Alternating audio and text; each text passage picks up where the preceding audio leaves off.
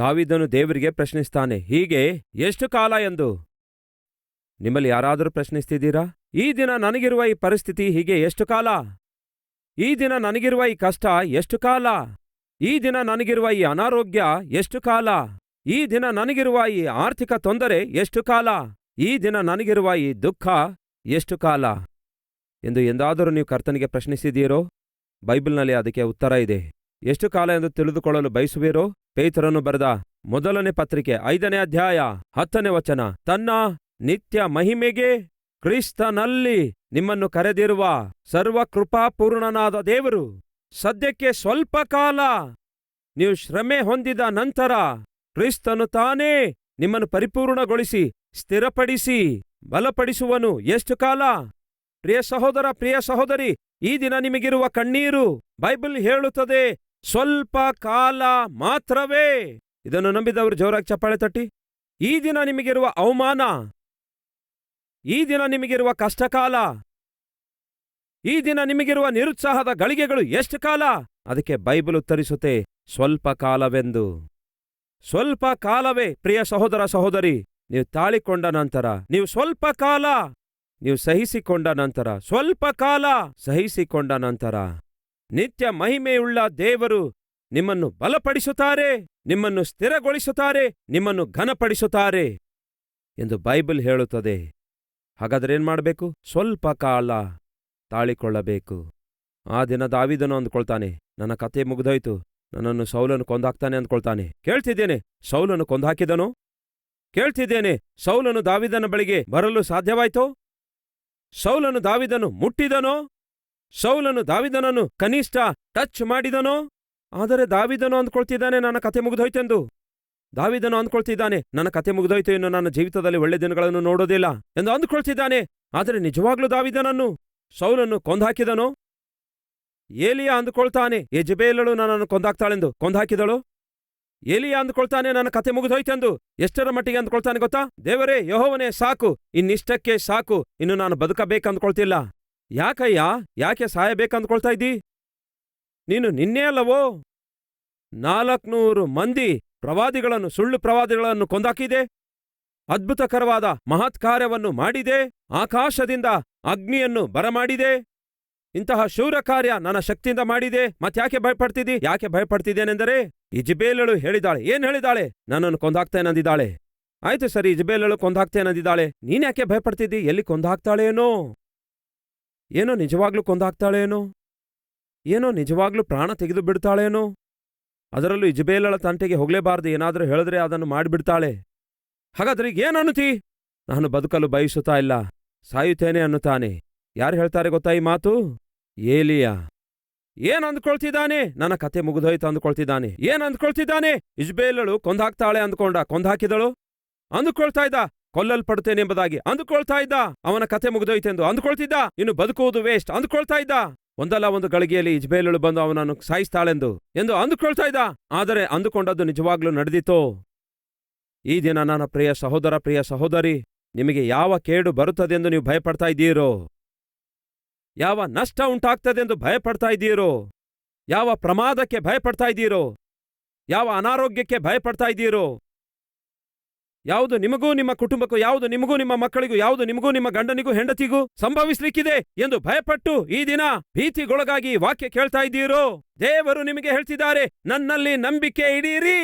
ನೀವು ಏನಾಗ್ತದೆ ಅಂದುಕೊಳ್ತಾ ಇದ್ದೀರೋ ಆ ಕಾರ್ಯ ನಡೆಯದಂತೆ, ಅದು ಸಂಭವಿಸದಂತೆ ನಾನು ತಡೆಯಬಲ್ಲೆನು ಎಂದು ದೇವರು ನಿಮಗೆ ಹೇಳ್ತಿದ್ದಾರೆ. ಯಾವುದು ನಡೆಯುತ್ತದೆ ಎಂದು ದಾವೀದನು ಅಂದುಕೊಂಡನೋ ಅದು ನಡೆಯಲಿಲ್ಲ. ಸೌಲನು ದಾವೀದನಿಗೆ ಮುಟ್ಲಿಕ್ಕಾಗಲಿಲ್ಲ. ಮತ್ತೇನಾಯ್ತು?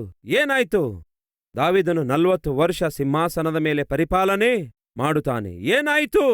ದೇವರ ಚಿತ್ತವೇ ನೆರವೇರಿತು. ದೇವರು ಕೊಟ್ಟ ಮಾತಿನ ಪ್ರಕಾರವೇ ನಡೆಯಿತು. ಈ ದಿನ ನೀವು ಕೂಡ ನಂಬುತ್ತೀರೋ? ದೇವರ ಚಿತ್ತವೇ ನಿಮ್ಮ ಜೀವಿತದಲ್ಲಿ ನೆರವೇರುತ್ತದೆಂದು ನಂಬುತ್ತೀರೋ? ದೇವರ ಉದ್ದೇಶಗಳೇ ನಿಮ್ಮ ಜೀವಿತದಲ್ಲಿ ಸಫಲಗೊಳ್ಳುತ್ತವೆ ಎಂದು? ಆತನನ್ನು ಪ್ರೀತಿಸಿದವರಿಗೆ, ಅಂದರೆ ಆತನ ದಯ ಸಂಕಲ್ಪದ ಮೇರೆಗೆ ಕರೆಯಲ್ಪಟ್ಟವರಿಗೆ ಸಮಸ್ತವೂ ಅವರ ಹಿತಕ್ಕಾಗಿಯೇ, ಸಮಸ್ತವೂ ಅನುಕೂಲವಾಗಿ ನಡೆಯುತ್ತವೆ ಎಂದು ನಂಬುತ್ತೀರೋ ಈ ದಿನ? ಆ ದಿನ ದಾವೀದನು ತನ್ನ ಸುತ್ತಲೂ ಇರುವ ಪರಿಸ್ಥಿತಿಗಳಲ್ಲಿ, ನಂಬಿಕೆ ಉಂಟಾಗಲಾರದಂತಹ ಪರಿಸ್ಥಿತಿಗಳಲ್ಲಿ ದೇವರನ್ನೇ ದೃಷ್ಟಿಸಿ ನೋಡ್ತಾನೆ. ನಾನಾದರೋ ನಿನ್ನಲ್ಲಿ ನಂಬಿಕೆ ಇಡುತ್ತೇನೆ, ನೀನು ಅನುಗ್ರಹಿಸುವಂತಹ ರಕ್ಷಣೆಗೋಸ್ಕರ ಕಾದುಕೊಂಡಿರುತ್ತೇನೆ ಅನ್ನುತ್ತಾನೆ. ನಂಬುತ್ತಾನೆ, ವಿಶ್ವಾಸವಿಡುತ್ತಾನೆ. ಅದರ ಫಲಿತವಾಗಿ ಉತ್ತರ ಕಣ್ಣಾರೆ ನೋಡುತ್ತಾನೆ. ಈ ದಿನ ನೀವು ಯಾವ ಕಣ್ಣೀರಿನಲ್ಲಿದ್ದೀರೋ, ಯಾವ ಬಾಧೆಯಲ್ಲಿದ್ದೀರೋ, ಏನಾಗ್ಲಿಕ್ಕಿದೆ ಎಂಬ ಭಯದಲ್ಲಿದ್ದೀರೋ, ಕರ್ತನ ನಾಮದಲ್ಲಿ ಹೇಳ್ತೇನೆ ಕೇಳಿ. ನೀವು ದೇವರಲ್ಲಿ ನಂಬಿಕೆ ಇಡುವುದಾದ್ರೆ ಅದು ಸಂಭವಿಸುವುದೇ ಇಲ್ಲ. ಏಲಿಯ ಅಂದುಕೊಳ್ತಾನೆ, ಇಜಬೇಲಳು ಕೊಂದಾಕ್ತಾಳೆಂದು. ಕೊಂದಾಕಿದಳು? ಕೊಂದಾಕಲಿಲ್ಲ. ಕೊಂದಾಕಲು ಸಾಧ್ಯವಾಯ್ತೋ? ಕನಿಷ್ಠ ಎಲಿಯನಿಗೆ ಮರಣ ಆದರೂ ಸಂಭವಿಸಿತೋ? ದೇವರ ಪ್ರಣಾಳಿಕೆ ಏನಾಗಿತ್ತು? ದೇವರ ಉದ್ದೇಶ ಏನಾಗಿತ್ತು? ಎಲಿಯಾ, ನೀನು ಇಜಬೇಲಳು ಕೊಂದಾಕ್ತಾಳೆಂದು ಭಯಪಡ್ತಾ ಇದ್ದೀಯ, ಆದ್ರೆ ವಾಸ್ತವ ಗೊತ್ತಾ? ವಾಸ್ತವ ಗೊತ್ತಾ? ಏನು ದೇವರೇ ವಾಸ್ತವ? ಎಲಿಯಾ, ನಿನ್ನ ವಿಷಯವಾಗಿ ಉನ್ನತವಾದ ಆಲೋಚನೆ ಹಾಕಿಕೊಂಡಿದ್ದೇನೆ, ಉನ್ನತವಾದ ಉದ್ದೇಶ ಹಾಕಿಕೊಂಡಿದ್ದೇನೆ. ಏನು ದೇವರೇ, ಅಷ್ಟಕ್ಕೂ ನಿನಗೆ ಮರಣವೇ ಆಗಲ್ಲಯ್ಯ? ದೇವರ ಆಲೋಚನೆ ಏನು? ದೇವರ ಪ್ರಣಾಳಿಕೆ ಏನು? ದೇವರ ಉದ್ದೇಶ ಎಷ್ಟು ಉನ್ನತವಾದದೆಂದು, ಎಷ್ಟು ದೊಡ್ಡದೆಂದು ಆಲೋಚನೆ ಮಾಡಿ ನೋಡಿ. ಎಲಿಯ ಮರಣಕ್ಕೆ ಭಯಪಡ್ತಿದ್ದ? ದೇವರೇನು ಎಲಿಯನಿಗೆ ಮರಣವೇ ಇಲ್ಲದಂತೆ ಪ್ರಣಾಳಿಕೆಯನ್ನು ಹಾಕಿಕೊಂಡಿದ್ರು. ಗೊತ್ತಾ ನಿಮಗೆ? ಎಲಿಯ ಈ ಭೂಮಿಯ ಮೇಲೆ ಮರಣ ಹೊಂದಲಿಲ್ಲ. ಆದರೆ ಎದಕ್ಕೆ ಭಯಪಟ್ಟ? ಎಲ್ಲಿ ಮರಣ ಹೊಂದುತ್ತೇನೆಂದು ಭಯಪಟ್ಟ. ಅಂದ್ರೆ ಅರ್ಥವೇನು? ಯಾವುದು ನಡೆಯುತ್ತಾ ಇರಲಿಲ್ಲವೋ ಅದು ನಡೆಯುತ್ತದೆ ಎಂದು ಭಯಪಟ್ಟ. ಆದರೆ ಅವನು ಏನಂದುಕೊಂಡನೋ ಅದು ನಡೆಯಲಿಲ್ಲ. ಇಜಬೇಲಳು ಕೊಂದಾಕ್ತಾಳೆ ಅಂದುಕೊಂಡ, ಕೊಂದಾಕಲಿಲ್ಲ. ಆದರೆ ದೇವ್ರು ಏನ್ ಅಂದ್ಕೊಂಡ್ರು ಅದೇ ನಡೆದಿತ್ತು. ದೇವ್ರು ಏನು ಹೇಳಿದ್ರು ಅದೇ ನಡೆದಿತ್ತು. ನಮ್ಮ ಜೀವಿತದಲ್ಲೂ ಕೂಡ ದೇವ್ರು ಹೇಳಿದ್ದೇ ನಡೆಯುತ್ತೆ. ಯಾವಾಗ?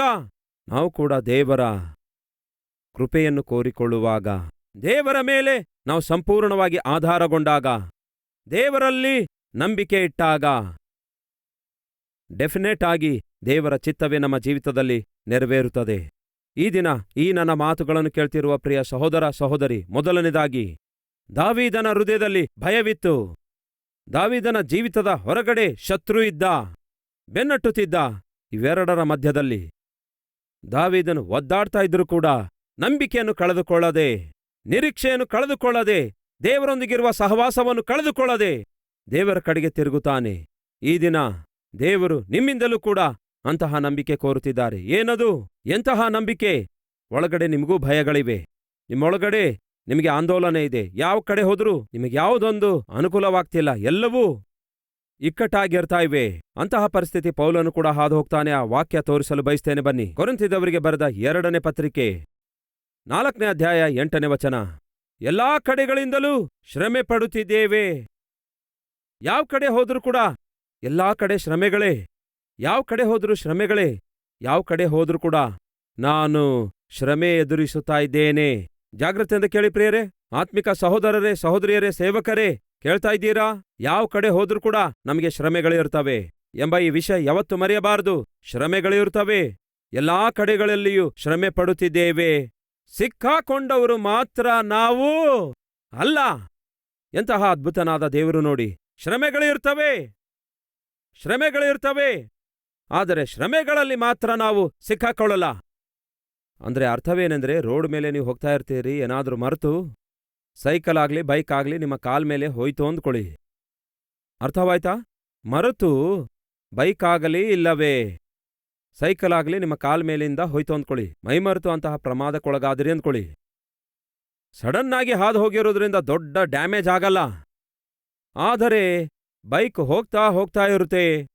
ನಿಮ್ಮ ಕಾಲ್ ಮೇಲಿಂದ ಹೋಗ್ತಿರುವಾಗ ಸಡನ್ ಆಗಿ ಬ್ರೇಕ್ ಹಾಕ್ತಾನೆ. ಈಗ ಸಡನ್ ಆಗಿ ಅದರ ಟೈರ್ ಈಗ ನಿಮ್ಮ ಕಾಲ್ ಮೇಲೇ ನಿಂತಿತು. ಆಗ ನಿಮ್ಮ ಕಾಲೇನಾಗುತ್ತೆ? ನೆಲಕ್ಕೂ ಆ ಬೈಕ್ ಟೈರಿಗೂ ಮಧ್ಯದಲ್ಲಿ ಸಿಕ್ಕಾಕೊಂಡಿತು. ಈಗ ಹೇಳಿ ನಿಮ್ಮ ಪರಿಸ್ಥಿತಿ ಹೇಗಿರುತ್ತೆ? ಈಗ ಹೇಳಿ ನಿಮ್ಮ ಬಾಧೆ ಯಾವ ರೀತಿಯಾಗಿರುತ್ತೆ?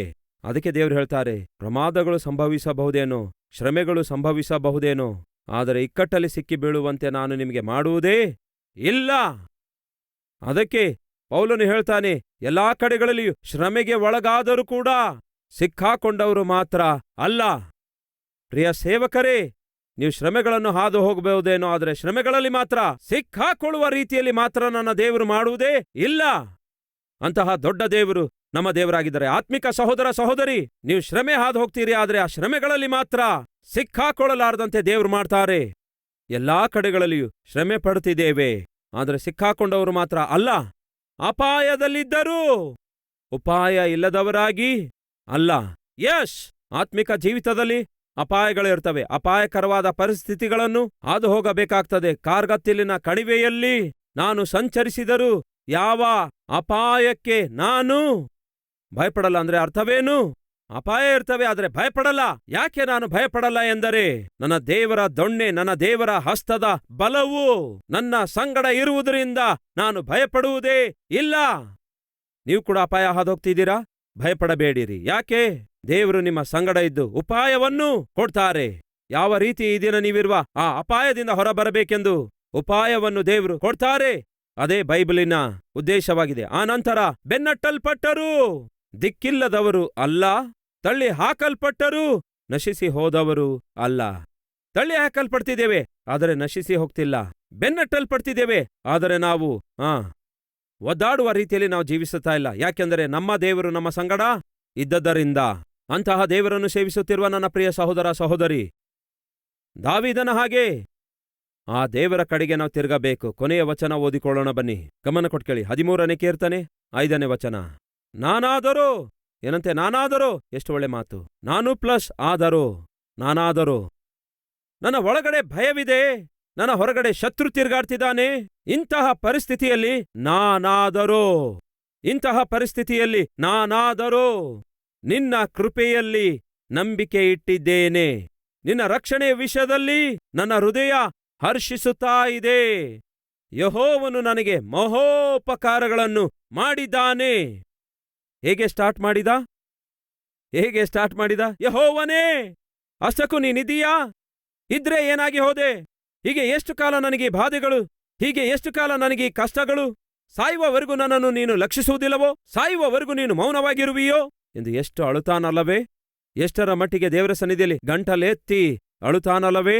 ಹಾಗೆ ಅತ್ತಿರುವ ದಾವೀದನು ಯಾವಾಗ ಯೆಹೋವನನ್ನು ದೃಷ್ಟಿಸುತ್ತಾನೋ, ಆತನ ಕೃಪೆಯಲ್ಲಿಯೂ ಆತನ ಕರುಣೆಯಲ್ಲಿಯೂ ಯಾವಾಗ ನಂಬಿಕೆ ಇಡ್ತಾನೋ, ಆ ರೀತಿಯಾಗಿ ಮೊದಲು ಹತ್ತಿರುವ ಅದೇ ದಾವೀದನು ಹೇಳ್ತಾನೆ, ಯೆಹೋವನು ನನಗೆ ಮಹೋಪಕಾರಗಳನ್ನು ಮಾಡಿದ್ದಾನೆ ಅನ್ನುತ್ತಾನೆ.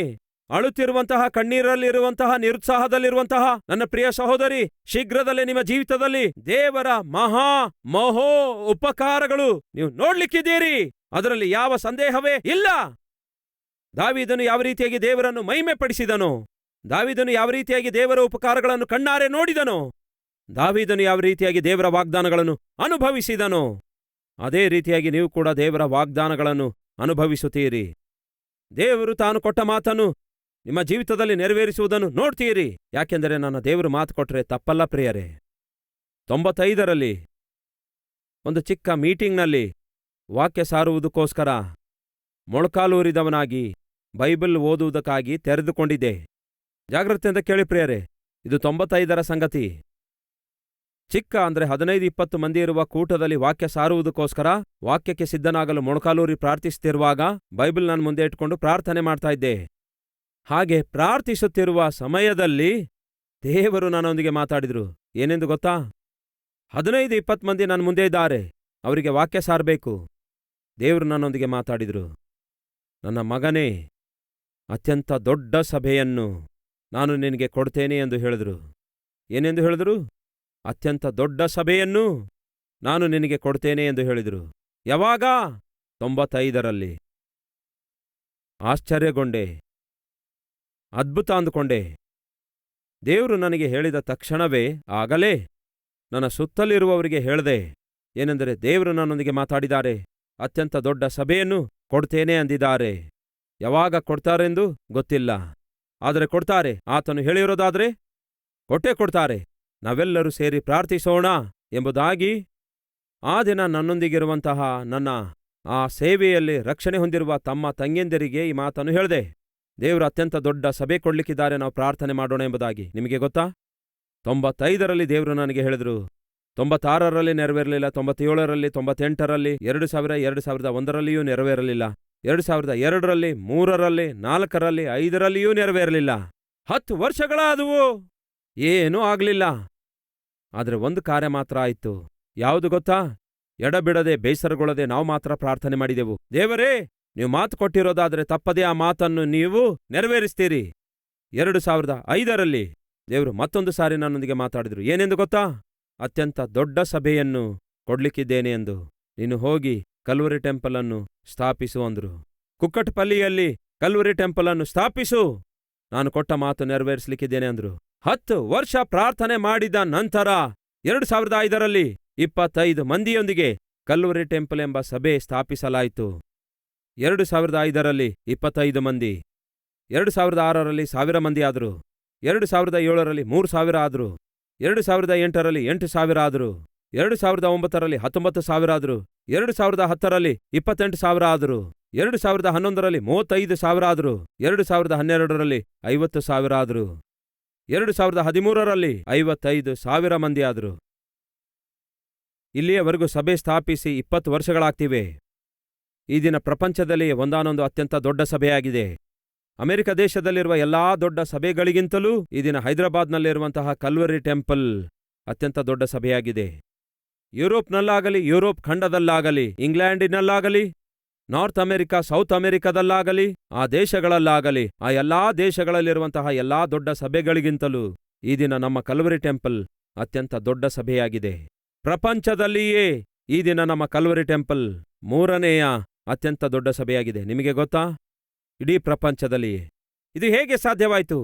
ಸತೀಶ್ ಕುಮಾರ್ ಆದ ನನ್ನಿಂದ ಮಾತ್ರ ಸಾಧ್ಯ ಆಗ್ಲಿಲ್ಲ. ಆದರೆ ನನ್ನ ದೇವರು ಮಾತು ಕೊಡೋದಾದ್ರೆ, ನನ್ನ ದೇವರು ಮಾತು ಕೊಟ್ಟರೆ ಆ ಮಾತನ್ನು ನೆರವೇರಿಸುತ್ತಾರೆ, ಅದರಲ್ಲಿ ಸಂದೇಹವೇ ಇಲ್ಲ. ಅದಕ್ಕೆ ಕರ್ತನ ನಾಮದಲ್ಲಿ ಹೇಳ್ತೇನೆ, ನನ್ನ ದೇವರ ಮಾತಿನಲ್ಲಿ ನನಗೆ ಬಹಳ ನಂಬಿಕೆ ಇದೆ. ಯಾಕೆಂದರೆ ಕಣ್ಣಾರೆ ನಾನು ನೋಡಿದ್ದೇನೆ. ದೇವರು ನಿಮಗೂ ಕೂಡ ಮಾತು ಕೊಡೋದಾದ್ರೆ ಆ ಮಾತನ್ನು ತಪ್ಪದೆ ನೆರವೇರಿಸ್ತಾರೆ. ನಿಮ್ಮ ವಿಷಯ ಆಗಿರ್ಬೋದು, ನಿಮ್ಮ ಕುಟುಂಬದ ವಿಷಯ ಆಗಿರ್ಬೋದು, ನಿಮ್ಮ ಸೇವೆಯ ವಿಷಯ ಆಗಿರ್ಬೋದು, ನಿಮ್ಮ ಮಕ್ಕಳ ವಿಷಯ ಆಗಿರ್ಬೋದು, ನಿಮ್ಮ ಗಂಡ ಹೆಂಡತಿಯ ವಿಷಯವಾಗಿರ್ಬೋದು, ನೀವು ಯಾವ ವಿಷಯದಲ್ಲಿ ಕಣ್ಣೀರು ಸುರಿಸಿದ್ದೀರೋ ಅದರ ವಿಷಯವಾಗಿರ್ಬೋದು, ನನ್ನ ದೇವರು ಮಾತು ಕೊಡ್ತಾರೆಂದು ನಂಬುತ್ತೇನೆ. ಮಾತು ಕೊಟ್ಟಿರೋದಾದ್ರೆ ಆತನು ತಪ್ಪದೆ ನೆರವೇರಿಸ್ತಾನೆ. ದಾವೀದನಿಗೆ ಮಾತು ಕೊಟ್ರು. ಏನೆಂದು? ರಾಜನಾಗಿ ಮಾಡ್ತೇನೆಂದು ಹೇಳಿದರು, ರಾಜನಾಗಿಯೇ ಮಾಡಿದರು. ಎಲಿಯನಿಗೆ ಮಾತು ಕೊಡ್ತಾರೆ, ನಾನು ನಿನ್ನ ಸಂಗಡ ಇದ್ದೇನೆ, ಭಯಪಡಬೇಡ ಅನ್ನುತ್ತಾರೆ. ದೇವರು ಎಲಿಯ ಮರಣ ಹೊಂದಲಾರದಂತೆಯೇ ತನ್ನೊಂದಿಗೆ ಪರಲೋಕಕ್ಕೆ ಕರೆದೊಯ್ಯುತ್ತಾರೆ. ಅದೇ ರೀತಿ ನೀವು ನಾನು ಮಾಡಬೇಕಾದದೇನು? ಒಳಗಡೆ ಭಯ ಇರುವಾಗ, ಹೊರಗಡೆ ಶತ್ರುಗಳ ಭೀತಿ ಇರುವಾಗ, ಒಳಗಡೆ ಹೋರಾಟಗಳಿರುವಾಗ, ಹೃದಯ ಗಾಬರಿಗೊಂಡು ಚಿಂತಿಸುತ್ತಾ ಇರುವಾಗ ಮಾಡಬೇಕಾದದೇನು? ಆಕಾಶದ ಕಡೆಗೆ ಕಣ್ಣುಗಳನ್ನೆತ್ತಿ ದೇವರ ಕಡೆಗೆ ತಿರುಗಿ ಪ್ರಾರ್ಥಿಸುವಾಗ, ದೇವರ ಮೇಲೆಯೇ ನಿರೀಕ್ಷೆಯುಳ್ಳವರಾಗಿರುವಾಗ, ದೇವರ ಮೇಲೆಯೇ ವಿಶ್ವಾಸ ಇಡುವಾಗ, ತಪ್ಪದೆ ನಮ್ಮ ಜೀವಿತದಲ್ಲಿ ದೇವರು ತಾನು ಮಾಡುತ್ತೇನೆಂದಿರುವ ಕಾರ್ಯವನ್ನು ಮಾಡೇ ಮಾಡುತ್ತಾರೆ. ಅಲ್ಲಿಯವರೆಗೂ ಕಾದುಕೊಂಡಿರಬೇಕು. ಅದು ಕೂಡ ಸ್ವಲ್ಪ ಕಾಲವೇ. ಎಷ್ಟು ಕಾಲ ಹೇಳಿ? ಎಲ್ಲರೂ ಒಮ್ಮೆ ಹೇಳ್ರಿ, ಒಳ್ಳೆ ದಿನಗಳು ಬರ್ಲಿಕ್ಕಿವೆ. ಹಾಗಾದ್ರೆ ಎಷ್ಟು ಕಾಲ ವೇಟ್ ಮಾಡಬೇಕು? ಎಷ್ಟು ಕಾಲ ಅಂದ್ರೆ ಎಷ್ಟು ಕಾಲ? ಸ್ವಲ್ಪ ಸ್ವಲ್ಪ ಅಂದ್ರೆ ಅರ್ಥ ಗೊತ್ತಾ ನಿಮಗೆ? ನೀವು ಹೊಟ್ಟೆ ತುಂಬಾ ಊಟ ಮಾಡ್ತೀರಿ ಅಂದ್ಕೊಳ್ಳಿ, ಬಡಿಸುವವರು ಇನ್ನೂ ಸ್ವಲ್ಪ ಬಡಿಸ್ತಾರ ಅಂದ್ಕೊಳ್ಳಿ, ಇನ್ನೂ ಸ್ವಲ್ಪ ತಗೊಳ್ಳಿ, ಇನ್ನೂ ಸ್ವಲ್ಪ ತಗೊಳ್ಳಿ ಅಂದಾಗ ಏನಂತೀರಿ? ಸರಿ, ಸ್ವಲ್ಪ ಹಾಕ್ರಿ ಅನ್ನುತ್ತೀರಿ ಅಲ್ಲವೇ? ಬಡಿಸುವವರು ಅನ್ನ ಸಾರು ಹಾಕಲು ಬರ್ತಾರೆ, ಅವಾಗ ಸ್ವಲ್ಪ ತಿನ್ನಿ ಅಂದಾಗ ಏನಂತೀರಿ? ಆಯ್ತು, ಸ್ವಲ್ಪ ಹಾಕ್ರಿ ಅನ್ನುತ್ತೀರಿ. ಎಷ್ಟು? ಇಷ್ಟೇ. ಅರ್ಥವಾಗ್ತಿದೀಯಾ? ಈ ದಿನ ಈ ವಾಕ್ಯವನ್ನು ಕೇಳಿ ದೇವರ ಮೇಲೆ ಆಧಾರಗೊಳ್ಳುತ್ತಿರುವ, ಆತನ ವಾಕ್ಯದ ಮೇಲೆ, ಆತನ ವಾಗ್ದಾನದ ಮೇಲೆ ಆಧಾರಗೊಂಡಿರುವ ಪ್ರಿಯ ಸಹೋದರ, ಪ್ರಿಯ ಸಹೋದರಿ, ನಿಮ್ಮ ಜೀವಿತದಲ್ಲಿ ಒಳ್ಳೆ ದಿನಗಳು ಬರ್ಲಿಕ್ಕಿವೆ. ಹಾಗಾದ್ರೆ ಎಷ್ಟು ಕಾಲ ವೇಟ್ ಮಾಡಬೇಕು? ಸ್ವಲ್ಪ ಕಾಲ ಮಾತ್ರವೇ. ಕಾದು ಎದುರು ನೋಡಿರಿ. ಒಳ್ಳೆ ದಿನಗಳನ್ನು ದೇವರು ನಿಮಗೆ ಕೊಡ್ಲಿಕ್ಕಿದ್ದಾರೆ. ಸಮಾಧಾನಕರವಾದ ದಿನಗಳನ್ನು ದೇವರು ನಿಮಗೆ ಕೊಡ್ಲಿಕ್ಕಿದ್ದಾರೆ. ನಿಮ್ಮ ಕಣ್ಣೀರನ್ನು ಒರೆಸುವಂತಹ ದಿನಗಳನ್ನು ದೇವರು ಕೊಡ್ಲಿಕ್ಕಿದ್ದಾರೆ. ಇದನ್ನು ನಂಬದೇ ಇರೋದಾದರೆ, ಭರವಸೆ ಬಿಡದಿದ್ದರೆ ಏನಾಗ್ತದೆ? ಒಬ್ಬನು ಬಹಳ ಸಾಲ ಮಾಡ್ತಾನೆ, ಸಾಲ ತೀರಿಸಿಕೊಳ್ಳಲು ಸಾಧ್ಯವಾಗಲಿಲ್ಲ. ಯಾರೋ ಸಲಹೆ ಕೊಡ್ತಾರಂತೆ, ನೋಡಯ್ಯ, ಕೇಳಪ್ಪ, ನಿನ್ನ ಸಾಲ ನೀನು ತೀರಿಸಿಕೊಳ್ಳಲಿಕ್ಕಾಗ್ತಿಲ್ಲ, ಒಂದು ಸಲಹೆ ಕೊಡ್ತೇನೆ ಕೇಳು. ಏನಯ್ಯ? ನಿನಗಿರುವ ಆ 2 ಎಕರೆ ಹೊಲವನ್ನು ಮಾರಿ ಆ ಬೆಟ್ಟ ಇದೆಯಲ್ಲವೇ, ಆ ಬೆಟ್ಟ ಕೊಂಡ್ಕೊ ಅಂದ. ಏನ್ ಸಾರ್ ಹೀಗೆ ಹೇಳ್ತೀರಿ? ಇರುವ ಸಾಲವೇ ತೀರಿಸಿಕೊಳ್ಳದೆ ಒದ್ದಾಡ್ತಿದ್ರೆ ನನ್ನ ಹತ್ರ ಇರುವ 2 ಎಕರೆ ಹೊಲ ಮಾರಿ ಆ ಬೆಟ್ಟ ಕೊಂಡ್ಕೊ ಅನ್ನುತ್ತೀರಲ್ಲವೇ, ಆ ಬೆಟ್ಟ ತಕೊಂಡು ನಾನೇನ್ ಮಾಡಲಿ? ಹಾಗಲ್ಲಪ್ಪ, ಒಂದು ವಿಷಯ ಹೇಳ್ತೇನೆ ಕೇಳು. ಏನಯ್ಯ ಹೇಳು? ಆ ಬೆಟ್ಟದ ಒಳಗಡೆ ಬಂಗಾರದ ಗಣಿ ಇದೆ. ಅದನ್ನು ಅಗಿಯುವ ತಾಳ್ಮೆ ನನಗಿಲ್ಲದಕ್ಕೆ ಕೊಂಡ್ಕೊಳ್ಳಲಿಕ್ಕಾಗ್ಲಿಲ್ಲ. ನನ್ನ ಮಾತನ್ನು ನಂಬು. ಆ ಬೆಟ್ಟ ಕೊಂಡ್ಕೊಂಡು ಅದನ್ನು ಅಗಿಯಲಾರಂಭಿಸು. ಅದರೊಳಗೆ ಬಂಗಾರದ ಗಣಿ ಇರುತ್ತದೆ. ನನ್ನ ಮಾತು ಕೇಳಯ್ಯ ಅಂತ ಹೇಳಿದ್ರೆ ಆ ಹಿರಿಯ ವ್ಯಕ್ತಿಯ ಮಾತು ಕೇಳ್ತಾನೆ. ಪಾಪ 2 ಎಕರೆ ಹೊಲ ಮಾರ್ತಾನೆ. ಮಾರಿಬಿಟ್ಟ ನಂತರ ಆ ಬೆಟ್ಟವನ್ನು ಕೊಂಡುಕೊಳ್ತಾನೆ. ಕೊಂಡುಕೊಂಡ ನಂತರ ರಾತ್ರಿ ಹಗಲು ಗುದ್ದಲಿ ತಕೊಂಡೋಗ್ತಾನೆ, ಪಿಕಾಸು ತಕೊಂಡೋಗ್ತಾನೆ, ಅಗಿಯುತ್ತಾನೆ, ಮಣ್ಣೆಲ್ಲ ಹೊರಗೆ ಎಳೆಯುತ್ತಾನೆ, ಅಗಿಯುತ್ತಾನೆ, ಮಣ್ಣೆಲ್ಲ ಹೊರಗಾಕ್ತಾನೆ. 1 ವಾರ ಕಳೆಯುತ್ತೆ, ಬಂಗಾರ ಗಣಿ ಸಿಗಲಿಲ್ಲ. 2 ವಾರ ಕಳೆಯುತ್ತೆ, ಬಂಗಾರವೇ ಸಿಗಲಿಲ್ಲ. 3 ವಾರ, 4 ವಾರ, 5 ವಾರ, 10 ವಾರಗಳಾದರೂ ಬಂಗಾರ ಕಾಣಿಸಲಿಲ್ಲ. ಎಷ್ಟೋ ಭರವಸೆ, ಎಷ್ಟೋ ನಿರೀಕ್ಷೆ, ಎಷ್ಟೋ ತಾಳ್ಮೆಯಿಂದ ಅಗಿಯುತ್ತಾ ಇದ್ದ, ಆದರೆ ಬಂಗಾರ ಮಾತ್ರ ಕಾಣಿಸ್ತಾ ಇರಲಿಲ್ಲ. ದಿನೇ ದಿನೇ ದಿನೇ ದಿನೇ ಅವನ ಜೀವಿತದಲ್ಲಿ ನಿರುತ್ಸಾಹ ಮಾತ್ರ ಹೆಚ್ಚಾಗ್ತಾ ಇತ್ತು, ನಿರಾಶೆ ಮಾತ್ರ ಹೆಚ್ಚಾಗ್ತಾ ಇತ್ತು. ಇನ್ನು ನನ್ನ ಜೀವಿತದಲ್ಲಿ ಬಂಗಾರ ನಾನು ಕಾಣುವುದಿಲ್ಲವೇನೋ, ಆ ಬಂಗಾರದ ಗಣಿ ಕಾಣಿಸುವುದಿಲ್ಲವೇನೋ, ನನ್ನ ಜೀವಿತದಲ್ಲಿ ಸಾಲ ತೀರುವುದಿಲ್ಲವೇನೋ ಎಂದು ಅಂದುಕೊಳ್ಳುತ್ತಲೇ ಪ್ರತಿ ದಿನ ಬೆಳಗ್ಗೆ ಹೋಗಿ ಸಾಯಂಕಾಲದವರೆಗೂ ಅಗಿಯುತ್ತಿದ್ದ. 1 ತಿಂಗಳಾಯಿತು, 2 ತಿಂಗಳಾದವು, 4 ತಿಂಗಳಾದವು, 6 ತಿಂಗಳಾದವು, 8 ತಿಂಗಳಾದವು, 10 ತಿಂಗಳಾದವು. ಬಂಗಾರದ ಗಣಿ ಕಾಣಿಸಿಕೊಳ್ಳಲಿಲ್ಲ. ಅಗಿಯುತ್ತಾನೆ, ಬೇಸತ್ತು ಹೋಗ್ತಾನೆ. ಕೊನೆಗೆ ಹೆಂಡತಿಗೆ ಹೀಗೆ ಹೇಳ್ತಾನೆ, ಏನೆಂದು ಗೊತ್ತಾ? ಸಾಲ ಹೆಚ್ಚಾಗಿದೆ, ಒಂದು ಹೊತ್ತು ಕಳೆಯುವುದೇ ಕಷ್ಟವಾಗಿದೆ, ಮಕ್ಕಳನ್ನು ಕೂಡ ಪೋಷಿಸಲಿಕ್ಕಾಗದ ಕೈಲಾಗದವನಾಗಿ ತಯಾರಾಗಿದ್ದೇನೆ. ಈ ಬೆಟ್ಟವನ್ನು ನಂಬಿ ರಾತ್ರಿ ಹಗಲು ಕಷ್ಟಪಟ್ಟು ಅಗಿಯುತ್ತಾ ಇದ್ದೇನೆ, ಆದರೆ ಬಂಗಾರ ಮಾತ್ರ ಕಾಣಿಸಲಿಲ್ಲ. ಈ ದಿನ ಕೊನೆ ಮಾತು ಹೇಳಿ ಹೋಗ್ತಿದ್ದೇನೆ. ಏನ್ರಿ ಹಾಗೆ ಹೇಳ್ತಾ ಇದ್ದೀರಿ? ಈ ಮಾತು ನಿನಗೆ ಹೇಳಲೇಬೇಕು. ಏನದು? ತಿರುಗಿ ಬಂದ್ರೆ ಬಂಗಾರದೊಂದಿಗೆ ಬರ್ತೇನೆ, ಇಲ್ಲವಾದರೆ ನನ್ನ ಶವವಾದರೂ ಬರುತ್ತೆ ಅಂದ. ಆ ಮಾತು ಹೇಳ್ತಾನೆ, ಪಿಕಾಸು ತಕ್ಕೊಳ್ತಾನೆ, ಎಲ್ಲ ಸಾಮಗ್ರಿ ತಕ್ಕೊಂಡು ಮತ್ತೊಮ್ಮೆ ಹೋಗ್ತಾನೆ. ಆ ಬೆಟ್ಟವನ್ನು ಅಗಿಯಲು ಆರಂಭಿಸುತ್ತಾನೆ. ಆ ಡೇಯೆಲ್ಲ ಅಗಿಯುತ್ತಾನೆ. ಸಾಯಂಕಾಲ 5 ಗಂಟೆ ಆಗುತ್ತೆ, ಅಗಿಯುತ್ತಲೇ ಇದ್ದ. ಸ್ವಲ್ಪವೂ ಕೂಡ ಬಂಗಾರ ಕಾಣಿಸಲಿಲ್ಲ. ಇನ್ನು ಕತ್ತಲೇ ಆಗುತ್ತಾ ಇತ್ತು. ಅವನಿಗೆ ಅರ್ಥವಾಯಿತು, ಇನ್ನು ನಾನು ಬದುಕುವುದಿಲ್ಲ, ಇನ್ನು ನಾನು ಬಂಗಾರ ನೋಡಲಾರೆನು, ಬಂಗಾರ ಕಾಣಿಸಿಕೊಳ್ಳುವುದಿಲ್ಲ ಅಂದುಕೊಂಡ. ಬೆಳಗ್ಗೆ ಬರುತ್ತಿರುವಾಗಲೇ ತನ್ನೊಂದಿಗೆ ವಿಷ ತಂದುಕೊಂಡಿದ್ದ. ಅಗಿಯುತ್ತಾನೆ, ತಾಳ್ಮೆ ಬಹಳಷ್ಟು ತೋರಿಸ್ತಾನೆ, ಎಷ್ಟೋ ಸಹಿಸಿಕೊಳ್ತಾನೆ, ನಿರೀಕ್ಷಿಸುತ್ತಾನೆ, ನಂಬಿಕೆ ಇಡುತ್ತಾನೆ. ಅಷ್ಟು ಕಾಲದವರೆಗೂ ನಂಬಿಕೆ ಇಟ್ಟು ಅಗಿದು ಕೊನೆಗೆ ಆ ಪಿಕಾಸಿನಿಂದ 1 ಸಾರಿ ಗುಡ್ಡದೊಳಗೆ ಹೊಡೆಯುತ್ತಾನೆ. ಹಾಗೇಟು ವಿಷದ ಬಾಟಲ್ ತಗೊಳ್ತಾನೆ, ಕುಡಿಯುತ್ತಾನೆ, ಸತ್ತು ಹೋಗುತ್ತಾನೆ.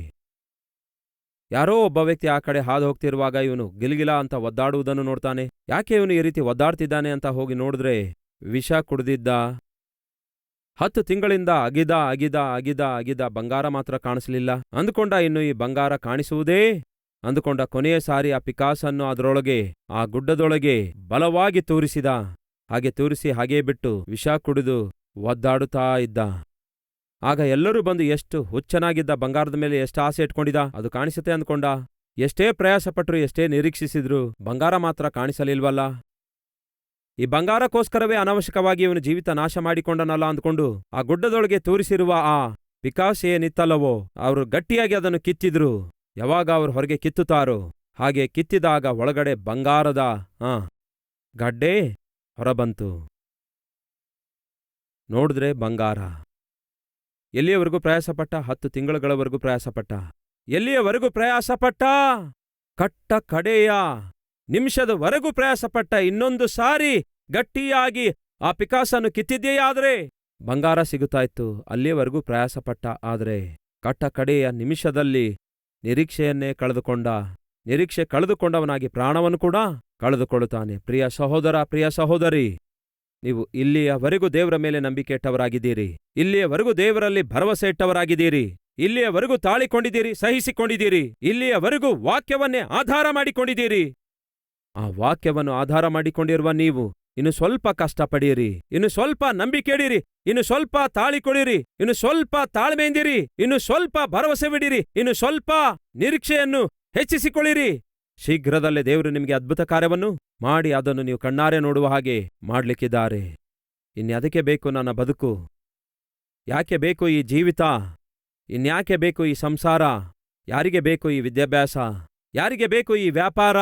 ಯಾಕೆ ಬೇಕು ಈ ಉದ್ಯೋಗ? ಯಾಕೆ ಬೇಕು ಈ ಜೀವಿತ?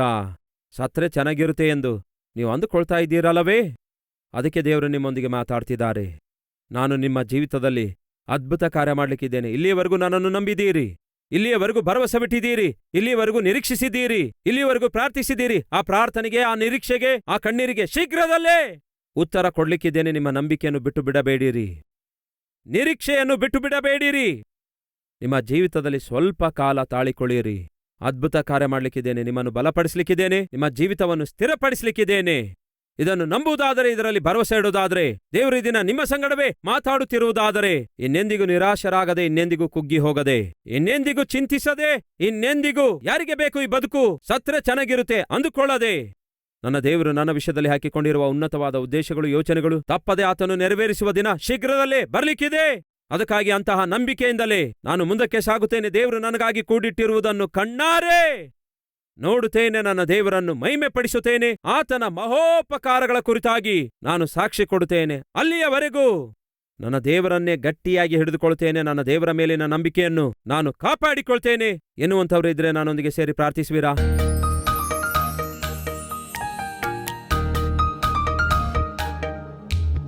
ದೇವರೇ, ಭಯದಿಂದಲೂ ಭೀತಿಯಿಂದಲೂ ಅಪಾಯಕರವಾದ ಪರಿಸ್ಥಿತಿಯಲ್ಲಿಯೂ, ಕುಗ್ಗಿ ಹೋಗುವ ಸ್ಥಿತಿಯಲ್ಲಿಯೂ, ಅವಮಾನದಲ್ಲಿಯೂ, ನಿಸ್ಸಹಾಯ ಸ್ಥಿತಿಯಲ್ಲಿಯೂ ಯಾರೆಲ್ಲ ಇದ್ದಾರೋ ಅಂತಹ ಸ್ಥಿತಿಯಲ್ಲಿದ್ದ ನಿಮ್ಮ ಮಕ್ಕಳೊಂದಿಗೆ ನೀವು ಮಾತಾಡಿದ್ದೀರಿ. ದಾವೀದನು ಭಯಪಡುತ್ತಾನೆ, ಕೊಂದಾಕಲ್ಪಡ್ತೇನೇನೋ ಅಂದುಕೊಳ್ತಾನೆ, ಆದರೆ ಕೊಂದಾಕಲ್ಪಡಲಿಲ್ಲ. ಏಲಿಯ ಅಂದುಕೊಳ್ತಾನೆ, ಇಜಬೇಲಳು ಎಲ್ಲಿ ಸಾಯಿಸುತ್ತಾಳೆ ಏನೋ ಎಂದು. ಆದರೆ ಇಜಬೇಲಳಿಗೆ ನೀವು ನಿನ್ನ ಸೇವಕನನ್ನು ಒಪ್ಪಿಸಿಕೊಡಲಿಲ್ಲ. ಅವರಂದ್ಕೊಂಡಿದ್ದು ಒಂದಾಗಿದ್ರೆ ಅವರ ವಿಷಯದಲ್ಲಿ ನೀವು ನೆರವೇರಿಸಿದ್ದು ಮಾತ್ರ ನಿಮ್ಮ ಚಿತ್ತವೇ. ಹಾಗೆಯೇ ನಮ್ಮ ಜೀವಿತದಲ್ಲಿ ನಾವು ಎಷ್ಟೋ ಅಂದ್ಕೊಳ್ಬಹುದು. ನಮ್ಮ ಜೀವಿತದಲ್ಲಿ ಹಾಗಾಗ್ಲಿಕ್ಕಿದೆ, ಹೀಗಾಗ್ಲಿಕ್ಕಿದೆ, ಇದು ನಡೆಯುತ್ತೆ, ಅದು ನಡೆಯುತ್ತೆ ಎಂದು ನಾವು ಅಂದ್ಕೊಳ್ಬಹುದೇನೋ. ಆದ್ರೆ ಅದ್ಯಾವುದು ನಡೆಯಲಾರದಂತೆ ಕ್ಷೇಮಕರವಾದ ಮಾರ್ಗದಲ್ಲಿ, ಸಮಾಧಾನಕರವಾದ ದಡಕ್ಕೆ ನಮ್ಮನ್ನು ಸೇರಿಸುವುದಕ್ಕೆ ನೀವು ಶಕ್ತನಾದ ದೇವರಾಗಿದ್ದೀರಿ. ಹಾಗಾಗಿ ಅಂತಹ ನಿರೀಕ್ಷೆಯುಳ್ಳವರಾಗಿ ನಾವು ಜೀವಿಸುವವರೆಗೂ ನಿಮಗೆ ಸಾಕ್ಷಿಗಳಾಗಿ ಬದುಕುವ ಭಾಗ್ಯ ನಮಗೆ ದಯಪಾಲಿಸಿರಿ. ಯೆಹೋವನಲ್ಲಿ ನಂಬಿಕೆ ಇಡುವವನು ಕದಲದೆ ನಿತ್ಯವೂ ಚೀಯೋನ್ ಪರ್ವತದ ಹಾಗೆ ಹೇಗೆ ಇರುತ್ತಾನೋ ಹಾಗೆಯೇ ನಾವು ಕೂಡ ಸ್ಥಿರವಾಗಿ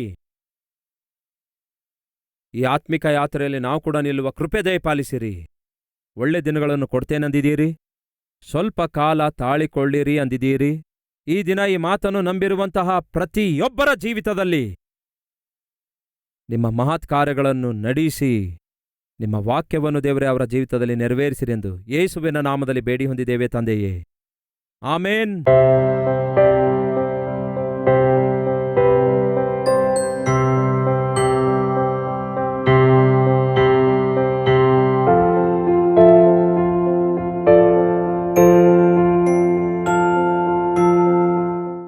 ನಮ್ಮ ವಿಳಾಸ Calvary, post box number 30, Kukatpally, Hyderabad 72.